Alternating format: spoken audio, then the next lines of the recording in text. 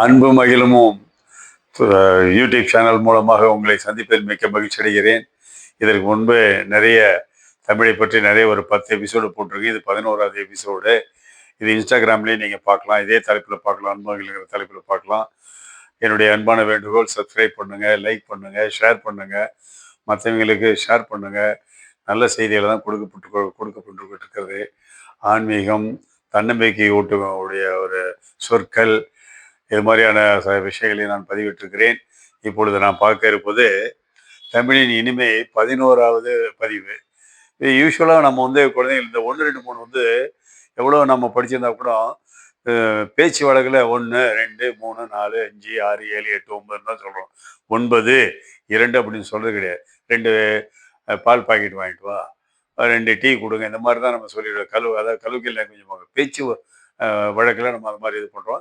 இது சின்ன குழந்தைங்களுக்கு 1, 2, 3 எடுத்தோன்னு சொல்லித்தர வேண்டியதில்லை. இதை நான் என்னுடைய சுய இதில் நான் என்னென்ன இருக்க பாருங்க. 1, நீதானே என் கண்ணு, ரொட்டியை தின்னு. 2, அரளிப்பூ செண்டு, தக்காளி சாதம் உண்டு.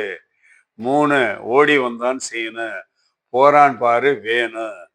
4, நாய்க்குட்டி வாழு, அவன் பேரு வேலு.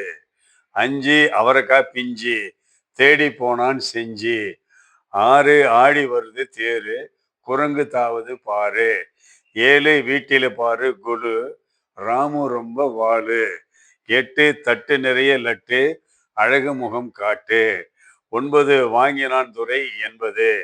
10, நீதானே என் சொத்து, பட்டம் வாங்கினான் முத்து. இப்படி இதை கொஞ்சம் ராகத்தோட கூட சொல்லலாம். எப்படி கேட்டா, 1, நீதானே என் கண்ணு, ரொட்டியை தின்னு. 2, அரளிப்பூ செண்டு, தக்காளி சாதம் உண்டு. 3, ஓடி வந்தான் சீனு, போறான் பாரு வேணு. 4, நாய்க்குட்டி வாழு, அவன் பேரு வேலு. 5, அவரைக்காய் பிஞ்சி, தேடி போனான் செஞ்சி. 6, ஆடி வருது தேரு, குரங்கு தாவது பாரு. 7, வீட்டில பாரு கொழு, ராமு ரொம்ப வாழு. 8, தட்டு நிறைய லட்டு, அழகு முகம் காட்டு. 9, வாங்கினான் துரை என்பது.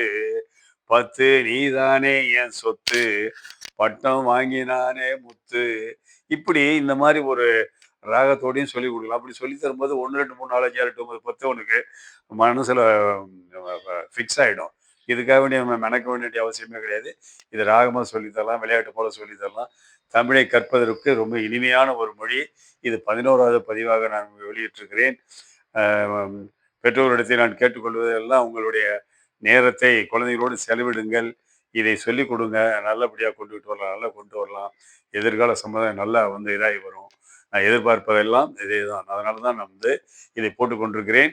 வெளிநாட்டில் இருக்கக்கூடிய அன்பர்கள் கூட தாங்கள் அங்கு உத்தியோகம் செய்து கொண்டிருக்கிறார்கள். தங்கள் குழந்தைகளுக்கு தமிழ் கற்றுக் கொடுப்பதற்காக இந்த ஒரு எபிசோடு அவர்களுக்கு அதிக வாய்ப்பாக இருக்கிறது என்று நான் கருதுகிறேன். அவர்களும் என்னிடத்தில் கூறியிருக்கிறார்கள்.